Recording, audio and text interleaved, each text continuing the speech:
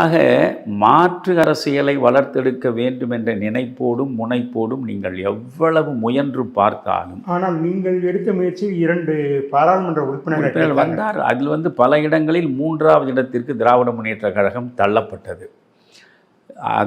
அது வேறு. ஒருவர் மத்திய அமைச்சராகவும் வந்தார், பொன் ராதாகிருஷ்ணன். அன்புமணி நாடாளுமன்றத்திற்கு சென்றார். ஆனாலும் அப்பொழுது 19 விழுக்காடு வாக்குகளைத்தான் பெற முடிந்தது. இத்தனை வலிமையான கூட்டணியை அமைத்து இத்தனை கட்சிகள் இடம்பெற்ற நிலையிலும் 2024 தேர்தலை பொறுத்தவரையிலும் கூட ஏறக்குறைய ஒரு எழுச்சியோடு தான் அந்த கூட்டணியை மக்கள் பார்த்தார்கள். ஆக ஒரு 15 இடங்களுக்கு குறையாமல் இந்த கூட்டணி நிச்சயம் பெறும் என்று அண்ணாமலையும் நம்பினார்.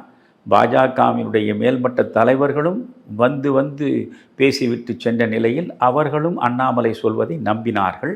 அன்றைக்கு நிலைமை அப்படித்தான் இருந்தது.